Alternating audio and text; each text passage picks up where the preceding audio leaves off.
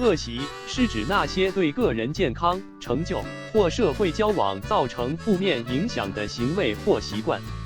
这些习惯可能从小到大，从吸烟、暴饮暴食到拖延、负面思考，甚至是毒品滥用或过度使用社交媒体等，都有可能影响人的身心健康及社会角色。恶习挑战与克服。恶习是一个每个人生活中都会遇到的问题。从早期的生活习惯到日后的行为模式，不良习惯可以在无形中潜移默化地影响我们的生活质量和个人发展。它们可能从最基本的行为如熬夜、不良饮食习惯，到更加深刻的心理上的问题如负面思维、焦虑，或者更严重的成瘾和社交隔离等。这些恶习不仅会限制我们的潜力和成就，还可能影响我们与他人的关系，甚至是整个社会的健康。因此，了解、识别和克服这些恶习，是我们每个人都应该努力的方向。首先，恶习的形成往往来自于长期的习惯性行为。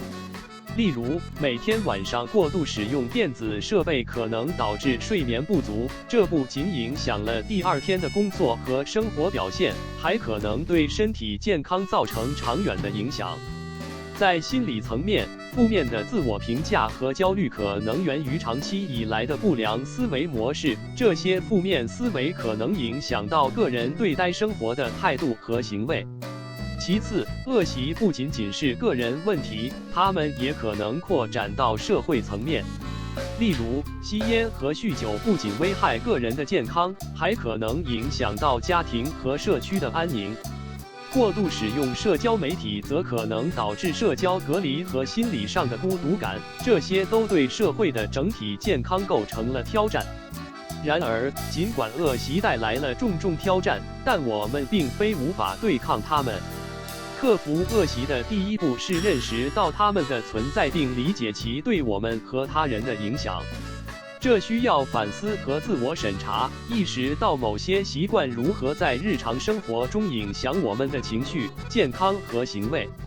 接着，制定一个清晰的目标和计划，逐步改变这些习惯。例如，通过建立一个健康的生活方式来改善饮食习惯和睡眠模式，或者通过专业的心理辅导来应对负面的自我评价和焦虑问题。此外，重视社会支持和环境因素也是克服恶习的关键。与支持我们健康生活方式的人建立良好的关系，避免或减少恶习发展的诱因和环境，同样至关重要。